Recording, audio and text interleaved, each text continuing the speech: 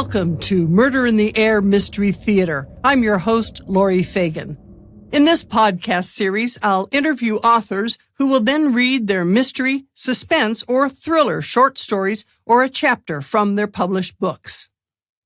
In addition, sprinkled throughout the coming weeks, the podcast will feature radio theater style sections from the audiobooks for my 3 crime fiction novels.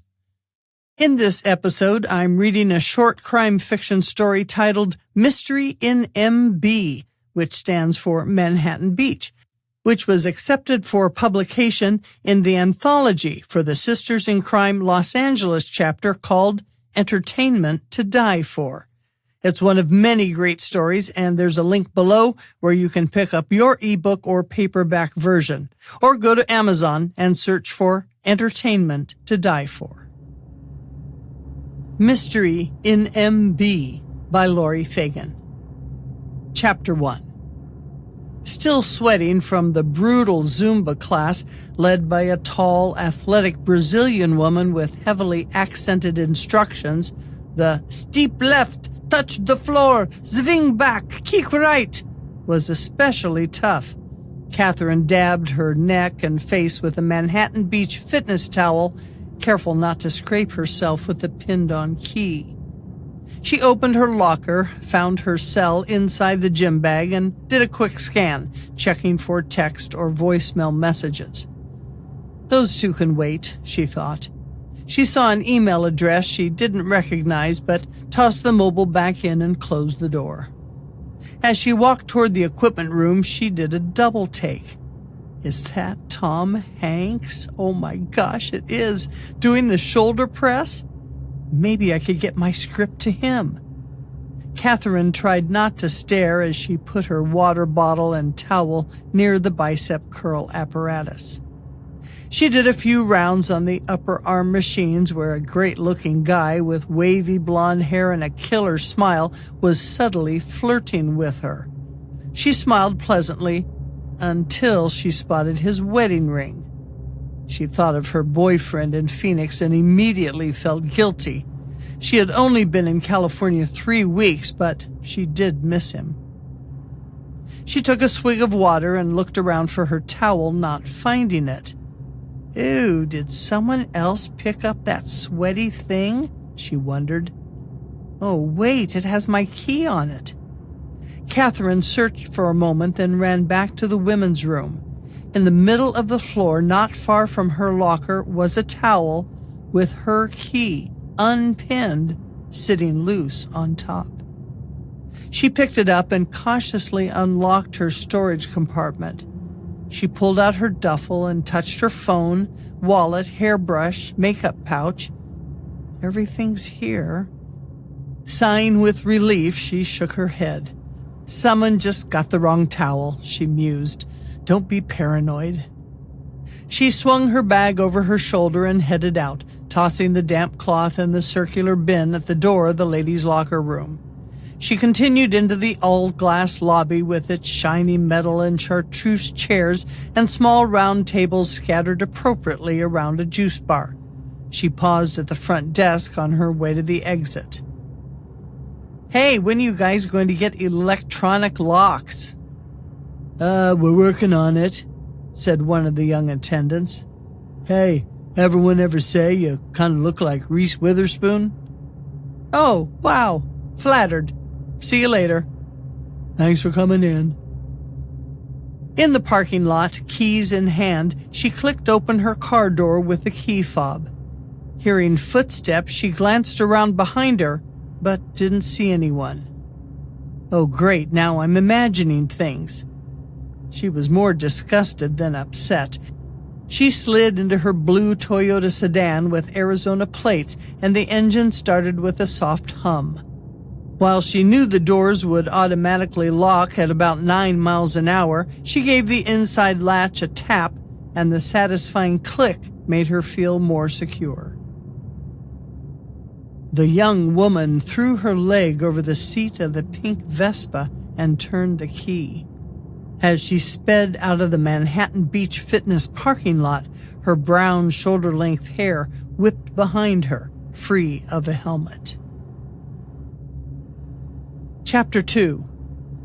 Catherine juggled the grocery store sacks, her gym bag, a Salon Star container of hair products, and her keys as she struggled up the short flight of 8 wooden stairs to her rental condo. Her cell phone jingled with Taylor Swift's Message in a Bottle, and she hurried the last couple of steps, opening the door and relieving her arms of their load onto the bar. She grabbed her pink-colored mobile, looked curiously at the unknown flashing caller ID, but punched the answer button anyway.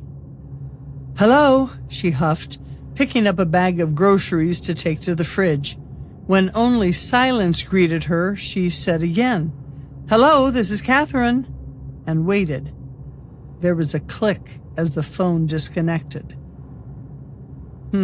Must have been a wrong number, Catherine thought. 3rd one this week. She pressed *69, but nothing came up. Catherine opened the refrigerator door and put away a package of salmon, yogurt, and coconut milk. She glanced in a mirror at her freshly coiffed blonde hair, fluffing it out a bit, and placed her Salon Star mousse and hairspray on the bathroom counter. Still panting heavily from the exertion up the stairs, she dug in her purse to find a blue bronchodilator, inhaled a deep puff of her asthma medicine, and poured a glass of wine. Her cell phone rang again with Taylor Swift singing. She smiled when she saw her son's face.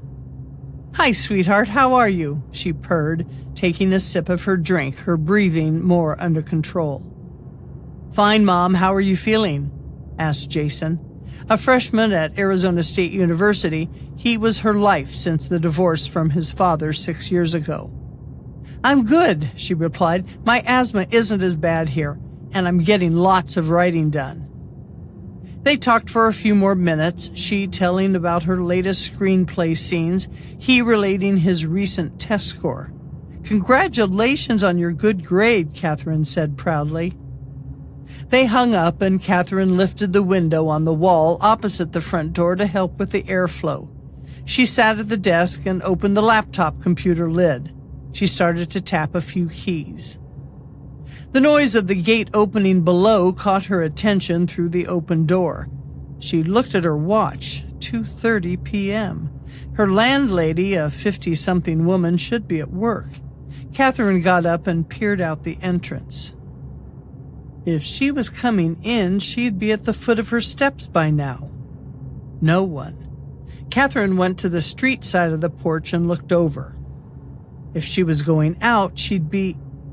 But no one was there either. Catherine checked around again, but seeing nothing, went back inside, closing and locking her door.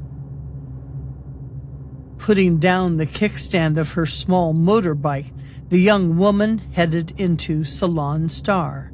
She showed a small wad of golden blonde hair to the receptionist, who led her back to the stylist chair. Chapter 3.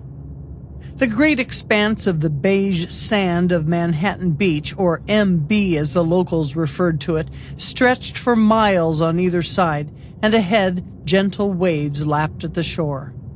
It was an overcast Saturday, but several large, bright umbrellas dotted the strand with color. Some kids threw frisbees, others splashed at the edge of the water, and 4 young men played an intense volleyball game on one of the many nets along the beach. Catherine loved walking along the sidewalk next to the sea, enjoying the cool, moist air. With her hair pulled back into a ponytail and a cup of hot coffee in her hand, she shared the concrete path with fat, tired bicycles, some with gear speeds, some not. A few of the bikes carried tourists who wheeled slowly along with no particular agenda, and others transported residents, obviously in a hurry to get somewhere. Occasionally, a serious rider went by on a 10-speed, sporting racing shorts and a helmet with a water jug on his back. Catherine admired the thick vegetation along the walkway. Green agave plants with dense 4-foot arms, edged with yellow and ending in a sharp point, reached to the sky, their thorny sides warning intruders to stay back. Fuchsia flowers popped out among the dark emerald ice plant, and Catherine stopped to feel the silky blooms. When she stood up, she had the odd feeling that someone was watching her. Catherine looked around. She was nearly encircled by multi-million-dollar beach houses and windows galore, but saw no one other than a mom pushing a baby stroller a block away, going in the opposite direction. "You have been by yourself too long," she scolded, shaking her head. She started walking back to the condo. A pair of binoculars covered the young woman's face. She lowered the magnifying lenses, cocked her head to the side, and smiled. Her now blonde hair, pulled back into a ponytail, bounced playfully as she stepped away from the green hedge. Chapter 4. I miss you too. When can you come out? Catherine was in her favorite position, propped up on the bed with 3 fluffy pillows on top of the thick down spread. A Bluetooth headset in her ear, the pink cell phone rested in sharp contrast against the white covering. She checked email on the computer while talking to her boyfriend, Donald. "I've got to finish this latest project, then I have a meeting with another client next week," Donald told her. "It's going to be at least a couple of weeks before I can get away." "Rats," Catherine replied. "My breathing is so much better here, and I'm finishing Act 2 in my script. There's something about the energy here in L.A., but I'm going a little crazy out here without you. Just yesterday..." A beep in her earpiece interrupted Catherine, who felt around the bed to grab the phone. "Hold on, I've got another call," she told Donald, looking at the glass front of the phone. Unknown was flashing. She frowned. "I'll be right back." Catherine pressed the incoming call and said, "Hello?" But again, no one was on the other end. "Hello? Who is this?" she said more urgently. Still nothing. "Either say something or stop calling." The phone clicked as the other person disconnected. Catherine's breathing grew heavy, her asthma triggered by the stress. She punched the phone to retrieve Donald's call. "Damn it," she huffed. "It happened again," she said through short breaths. "What happened? And it sounds like you're having an asthma attack." "I'm okay," Catherine panted, digging through her purse for her inhaler. "It's another crank call," she told him. "Stop and take your albuterol," Donald said firmly. Catherine, getting more frantic, continued to search for the small blue breathing device. "I can't find it anywhere." Catherine's breathing was coming in shallow gasps, accompanied by deep coughs. "Catherine, did you locate it?" Donald asked, alarmed. "No, it's not in my purse," she wheezed, her eyes wide with fear. "Now, try to relax. Do you have another by the bed? Or maybe in the bathroom? Go look," Donald instructed. Catherine doubled over with a coughing spell, not able to catch her breath. She quickly rustled through a bedside drawer, but came up empty.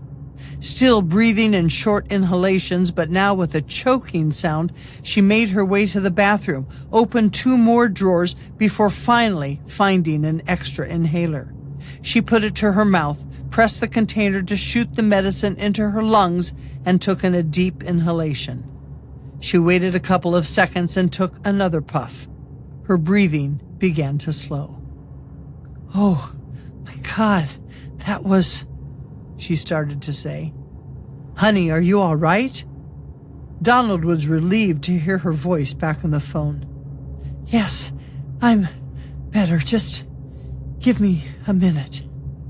Catherine lay back down on her bed.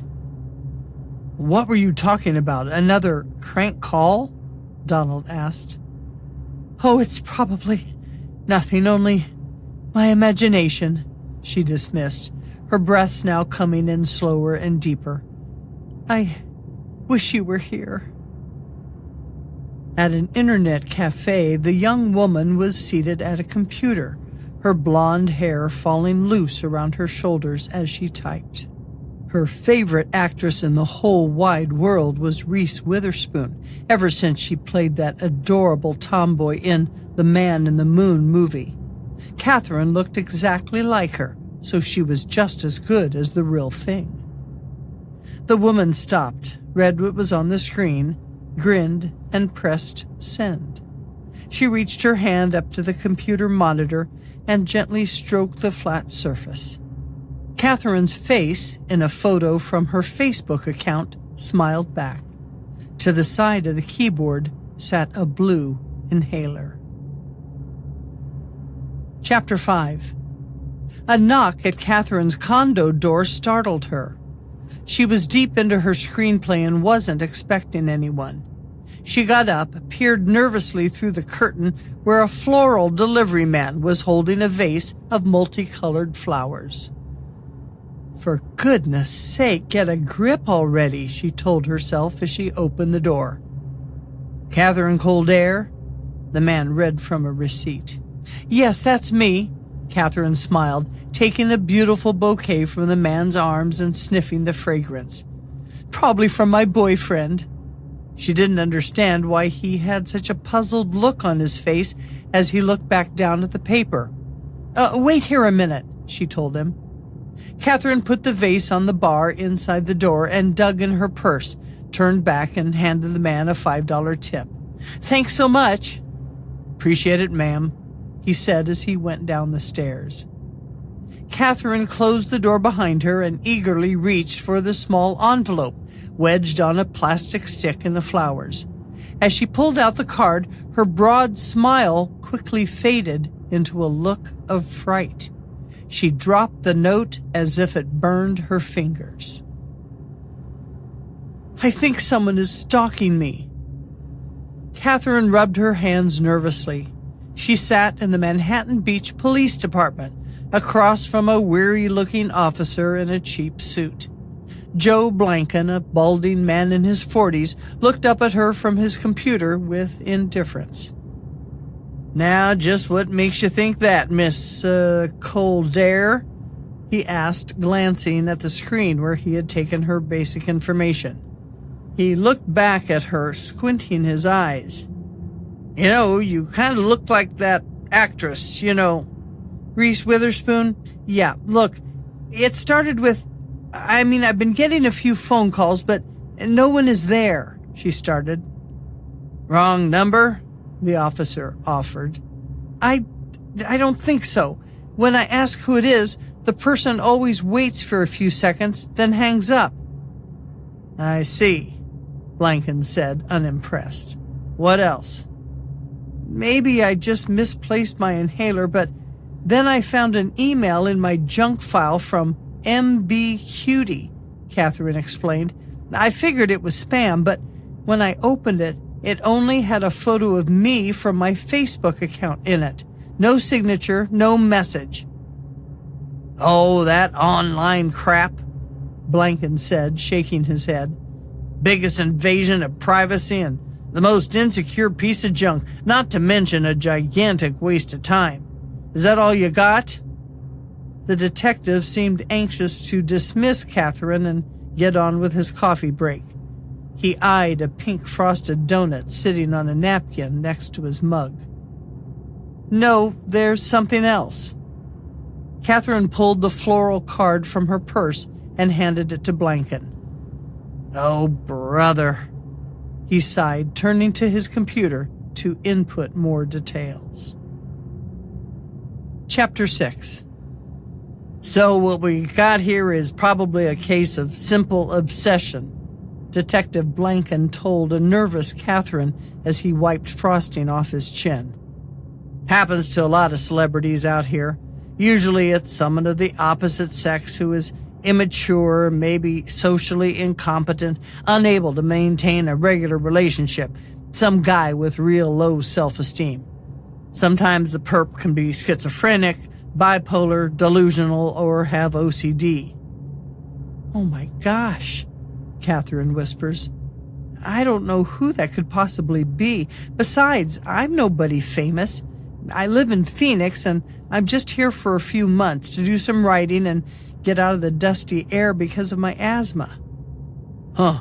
I thought Arizona was the best place to be for breathing problems." He paused. "Thing is, there's not much we can do other than take a report and give you some advice. I suppose you got a few favorite places you frequent in MB?" he asked. "Well, I go to a yoga studio 2 times a week and MB Fitness about every day. I walk to that little coffee shop on the Strand and the market on 5th Street." "Yeah, well, you're going to have to change a few things about what you do, where you go. No more posting that you're going for a workout or having a fancy latte anymore." He took a slurp from his mug.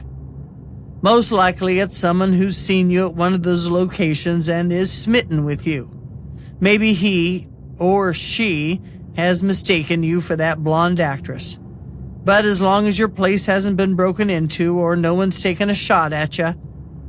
Catherine's eyes widened in shock. "What I mean to say, that piece of blonde hair taped to the florist card and 'You are my life' is a doozy, but it ain't a crime. Thing is, it looks like a woman's handwriting, not a man's." Chapter 7. Catherine stopped in her tracks when she reached the top of the stairs to her condo. There on the welcome mat was a red rose, but attached to the stem with a satin ribbon was a dead mouse. "Just calm down and remember what the detective said," Catherine repeated over and over to herself. She gingerly picked up the flower and rodent and placed it in a plastic baggie. "Document everything in the journal. Write it down. You can do this."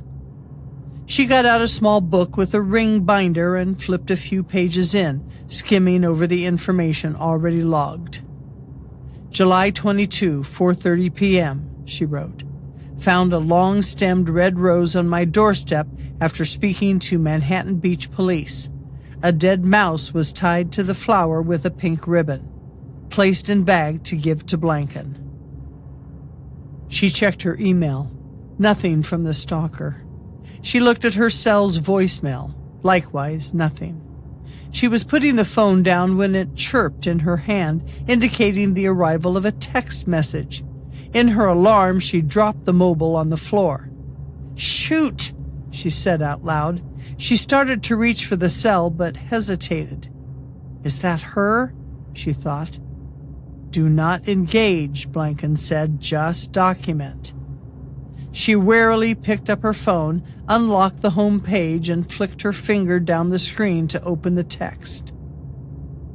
"Dear Catherine, did you get my present? Hope you like it."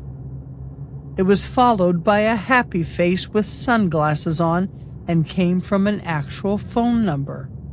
"You are so creepy," she yelled at the phone. "But that number is something concrete I can give to Detective Blanken." Catherine wrote the information in her book. Chapter 8. "Sorry to break the bad news," the detective said, "but that was a phone with a caller ID spoof." Blanken cracked open a peanut, popped the nuts into his mouth, and tossed the shell in the wastebasket. Remnants of other shells scattered the floor where he had obviously missed on previous tries. "Spoof? What's that?" "Well, there are dozens of companies out there where you can set up a phony caller ID, both for outgoing and incoming phone calls. You can do it on text, you can add background noises like to pretend you're at a bar or a ball game, and you can even change the sound of your voice," he explained. "It's legit and supposedly for fun, but the bad guys got a hold of it and are using it for fraud." He cracked open another shell from a sack on his desk. "What do I do next?" Catherine exclaimed. "I've changed my cell number, I've changed my passwords, I've changed my whole schedule. This has got to stop. How do I make her quit?"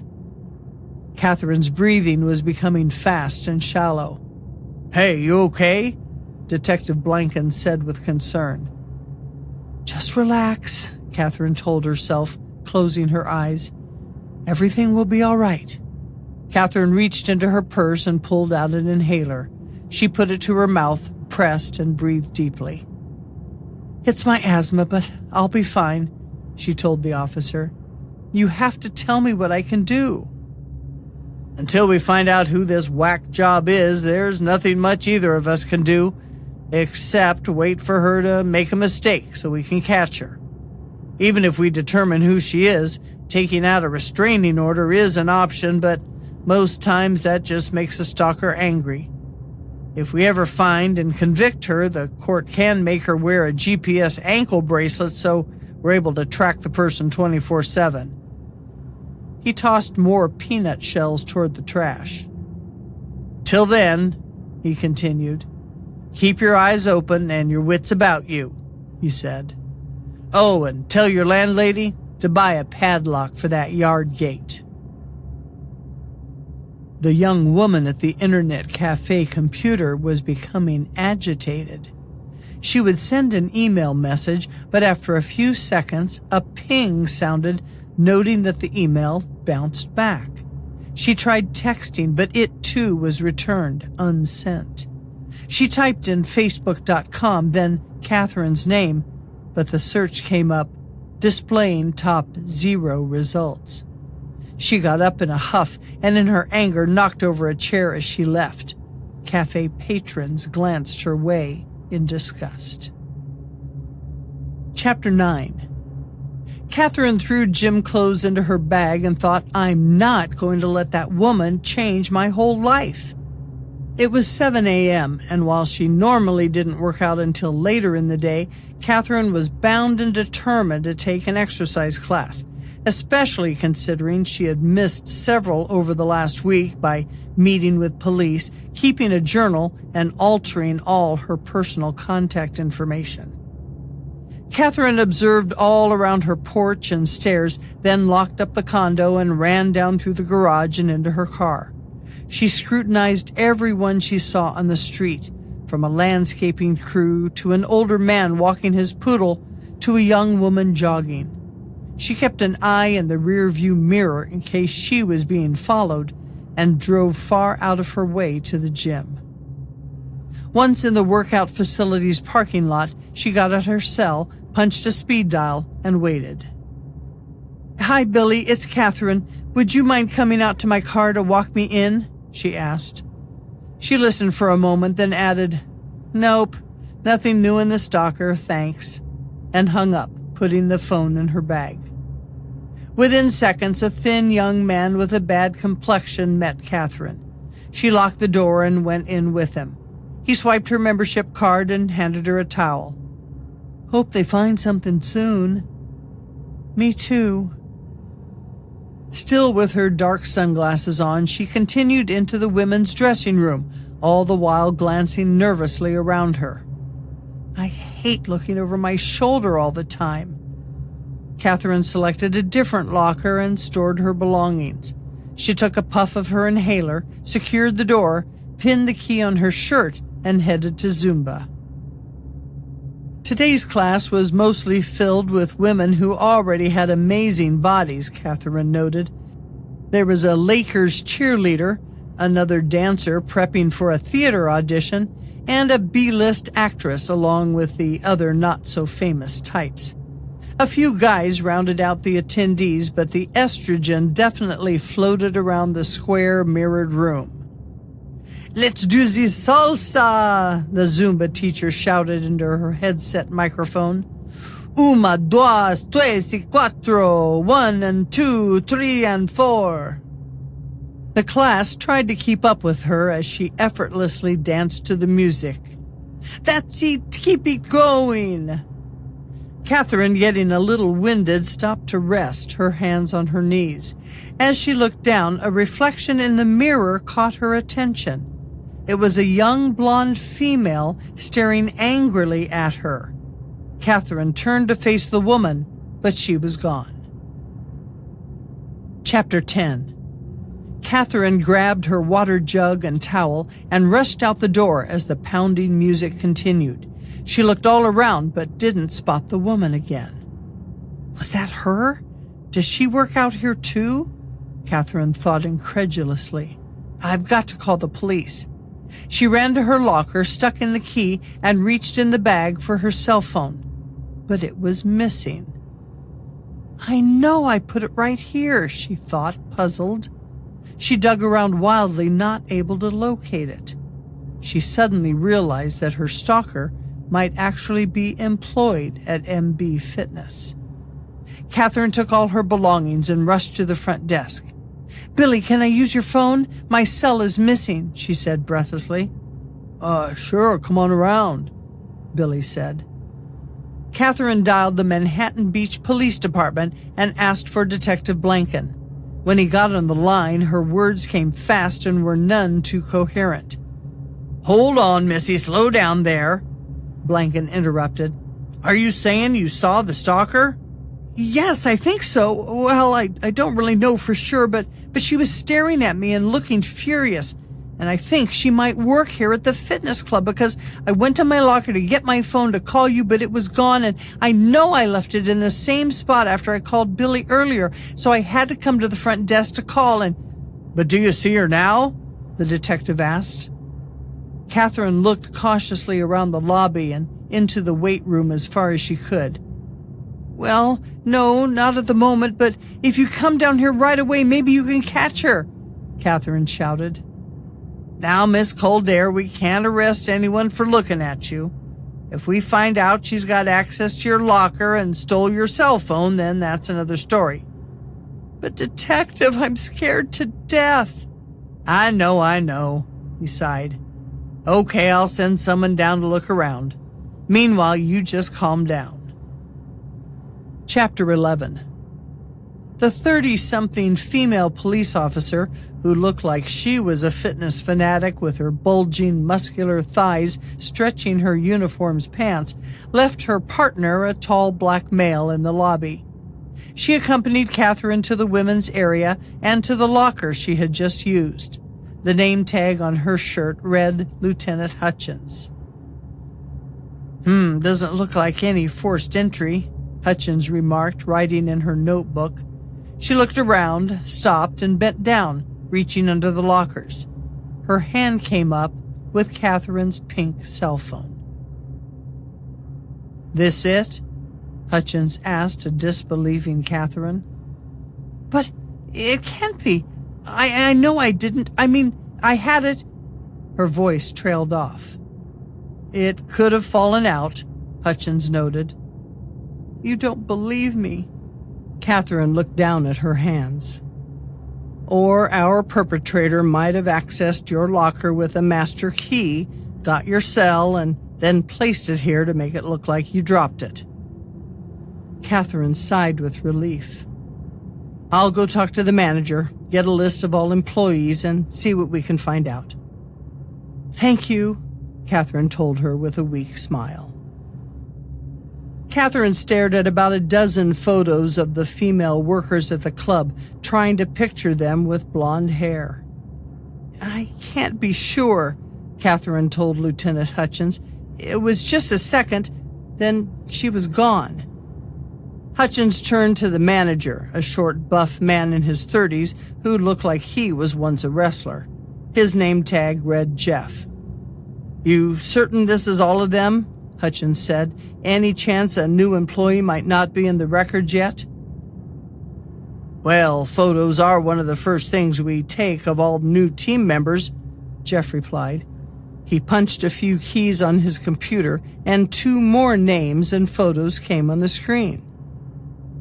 Here are 2 more who just started with, That's her! That's the one! Catherine yelled, pointing at a young blonde-haired woman smiling sweetly at the camera.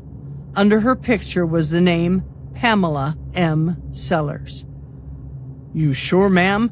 I interviewed this girl myself. Very sweet, eager to learn, willing to do anything. We started her as a locker room attendant.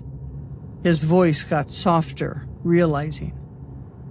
So it's possible, Hutchins started.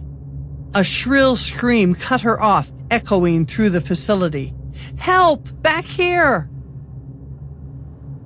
Chapter 12. What the? Hutchins ran toward the scream. A woman in workout gear who had blood dripping down her cheek was being helped out of the ladies' area by an MB worker. The woman was holding her head and moaning. I found her laying on the locker room floor, the employee said. Someone pushed me from behind hard, the other said. Then she ran. I caught a glimpse of her. She was blonde and wearing a staff shirt. Lock the building down now, Hutchins shouted, waving to her partner. Peters, you take the back exit. I'll cover the front. No one goes in or out. Print out that photo, she directed to the manager. Hutchins talked into her radio attached to the top front of her shirt. 1078 at Manhattan Beach Fitness, 80 North Sepulveda, tracking possible 1066 in stalker case, 1018. A number of club members had gathered around the front desk. Hey, what's going on? One said. How come we can't leave? Asked another. You can't keep me here without a warrant, still another shouted. Now calm down, everyone, Hutchins said. We are looking for this woman. Anyone see her today? The crowd pressed forward, looking at the photo of Pamela Sellers. Hey, she's pretty hot, mugged one man, and others laughed with him. This is serious business, folks, Hutchins eyed the man sternly. Officer, I think I remember her, said an older woman dressed in a baggy t-shirt and sweatpants. She was in the locker room earlier, putting towels on the shelves. Great, let me get some information. Hutchins took the woman aside. Catherine sat down wearily on the nearest chair. Billy came over to her. You okay, Catherine? He asked gently. Yes, I'm fine, just stunned that this is happening to me. I mean, I live a quiet and peaceful life. I've never had anything like this happen. Catherine burst into tears, partly from fear and nerves. Billy cautiously put his arm around her shoulder. Hey, it's okay. It'll be all right. The police will take care of it. 2 squad cars raced up to the entrance, lights flashing and sirens wailing. 4 officers ran out, with 2 headed toward the back of the club and the other pair coming inside. Split up, Hutchins ordered, holding up Pamela's photo. Our 1066 is a white female, blonde hair, about 5 foot 2 inches. Just started working here 5 days ago. She was seen here in the past 30 minutes. Find her. Chapter 13. An hour later, and the police officers were calmly conferring with each other, preparing to wrap up their investigation. The MB Fitness clients detained earlier had been allowed to leave. Others trying to enter for their workout were turned away for security purposes. The club was nearly empty, except for Hutchins, Catherine, and a few front desk personnel. Sorry she managed to evade us, Hutchins said to a dejected Catherine. But she also knows we're onto her. You have to be even more careful now. Catherine nodded wearily. Look, I think we should put a detail on you, at least for tonight, the officer continued. Things may escalate. What do you mean, escalate? Catherine asked cautiously. Well, she's been playing this little game her way, keeping you at arm's length, running the show, Hutchins explained. What's the first instinct that kicks in when an animal gets trapped? They lash out. She may realize you've changed the rules, and if she's no longer in control, she may become more irate. Who knows what she might do? Hutchins paused after what was a statement, not a question. She nodded to her partner to take off. Come on, I'll follow you home, she told Catherine. Catherine knew immediately something was wrong. She and Lieutenant Hutchins were coming around the corner to her stairway when she saw dirt and flowers strewn on the ground. She stopped, as did Hutchins, who also drew her service revolver. With a finger to her lips, she indicated that Catherine should be quiet. Crouched slightly, with arms extended and both hands on her weapon, the officer walked softly around to the stairs. Walking up as noiselessly as possible, there was more dirt, broken pots, and bits of plants scattered on the steps and Catherine's porch. When Hutchins reached the top, a chair and table on the landing had been crushed into many pieces. But more disturbing were the words spray-painted on the wall, front door, and windows. "You bitch, see what you have done to me," in angry red. From the bottom of the stairs, Catherine was shocked at the damage. "Oh my God," she said in a whisper. "You're going to a hotel tonight," Hutchins said. Chapter 14. Something was buzzing around Catherine's head. The sound got louder and louder, like a swarm of killer bees on the move. Catherine waved her hands as if swatting the insects away, but they kept coming closer and closer. She tried to run, but they chased her, swarming all around, stinging every exposed part of her skin. Catherine screamed. When she opened her eyes, she realized the buzzing noise was from her vibrating cell phone as it danced on the table beside her hotel bed. Half asleep, she reached for the phone, pressing answer at the same time she saw unknown on the screen. Her eyes widened in fear as she put the cell to her ear. An electronic voice, which sounded like a robot man, spoke. "Now you've really done it. You should have kept everything to yourself. They're after me and it's all your fault. I loved you, but I don't anymore. I hate you." The call disconnected, but Catherine sat there stunned, still holding the mobile for a few moments more. Finally, she shook herself out of the daze. "This can't go on. I won't let it continue." She pressed *69, and to her surprise, the last number came up on the screen. Catherine pressed call, and the phone began dialing. The same electronic male voice answered. "Hello." Catherine took a big breath. "This is Catherine. Don't hang up. I want to be your friend." There was silence on the other end. A couple of clicks and a normal female voice replied. You do? Is this some kind of trick?" "No," Catherine answered quickly. "I'm sorry, but I just didn't know who you were. You sound like a nice person." Another pause. "Then you're not mad?" "Pam, right? No, of course not. I'm actually flattered.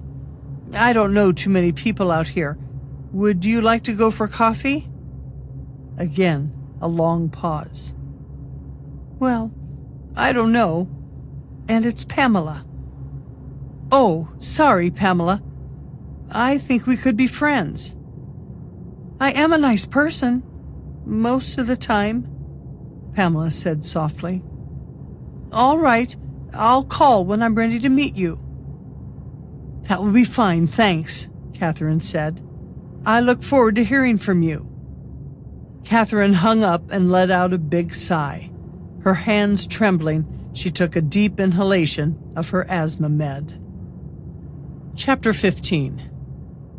It was a beautiful sunny morning in Southern California as Catherine walked along the Strand, but she felt as if a dark cloud were over her head. Children swayed back and forth on the old metal beach swing sets pushed by their mothers. As their little hands held the chains tight, Catherine heard their laughter, but it didn't help her feel any better about what she was about to do.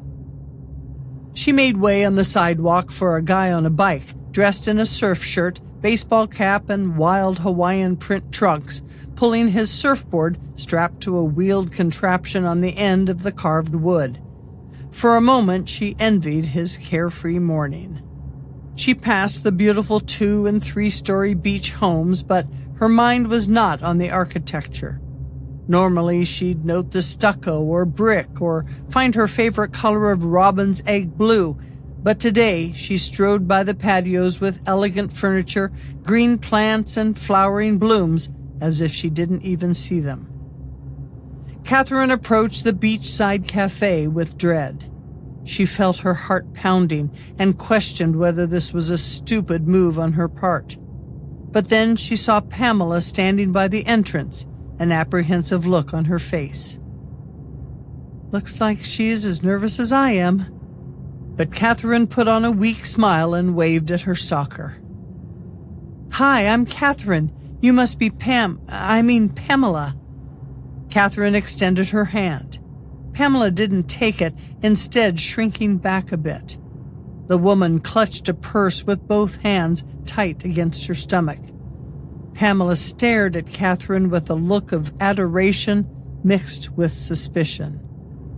2, please, Catherine said brightly to the host, who led them to a table near the patio, just under an open awning from the restaurant. They each took a seat, and Catherine pretended to look at the menu. Pamela continued to grip her bag while scrutinizing Catherine.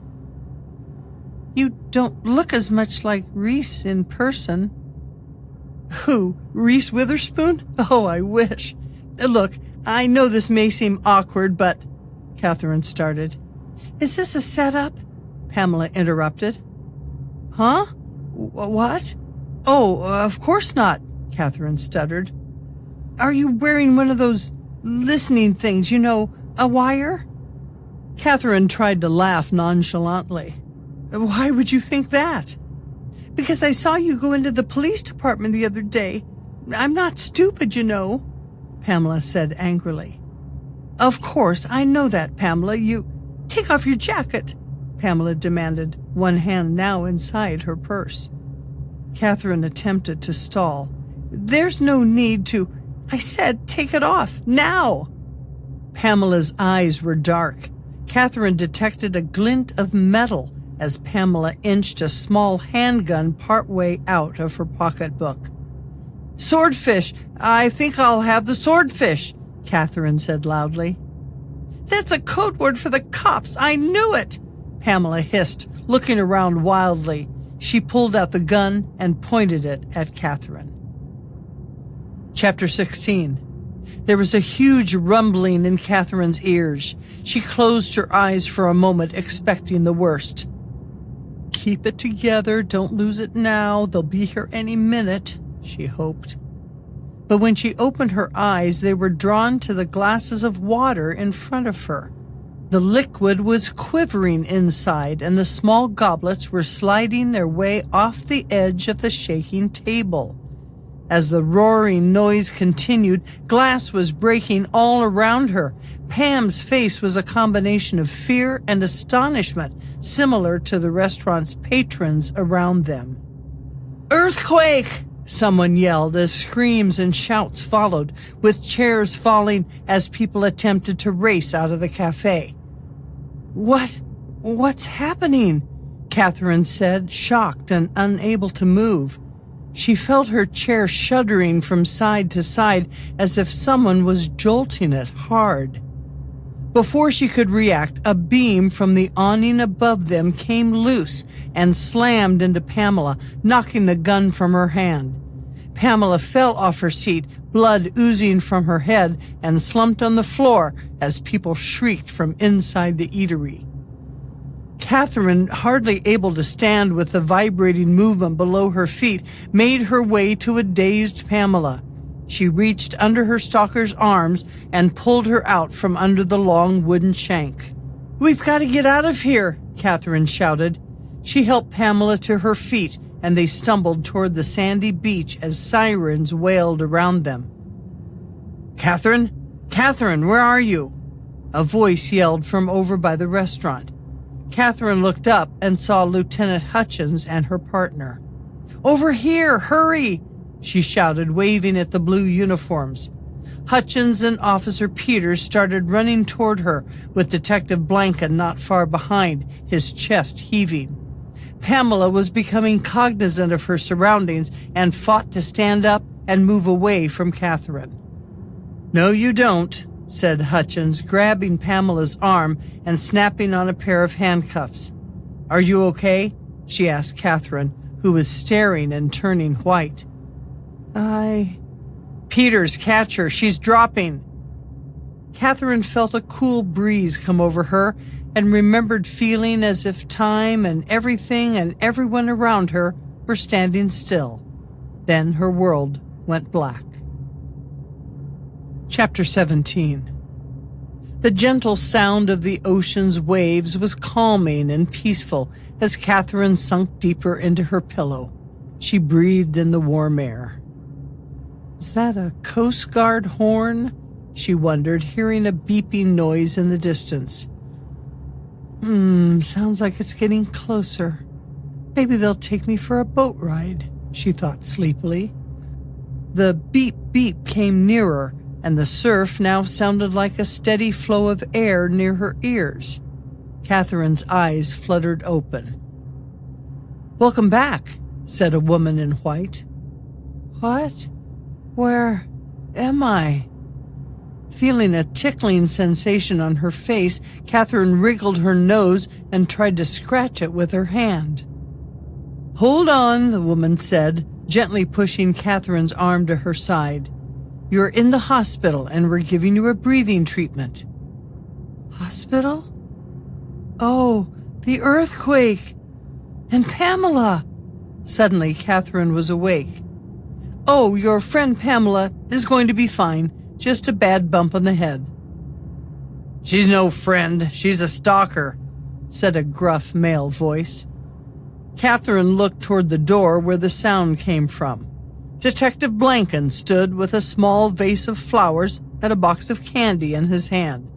Lieutenant Hutchins was right behind him. "Can we come in?" he asked. "Only for a minute," the nurse replied, taking the plastic mask off Catherine's nose and mouth and shutting off the nebulizer machine. "Well, like they say, timing is everything." Blanken put the bouquet on the windowsill and the sweets on the bedside table. "Where were you? What took you so long?" Catherine asked, her throat scratchy and dry. "We were outside as planned," said Hutchins. "But we didn't figure on a 4.8 quake coming right along in the middle of our sting," Blanken added. Catherine's eyes widened. "That was my first earthquake," she said. "Yeah, well, it wasn't mine, but you never really get used to 'em," Blanken said, shaking his head. He stared at the chocolates. "And the stalker?" "Oh, she's here too. Now don't worry," he added quickly, seeing Catherine's uneasy look. "We got an officer outside her door.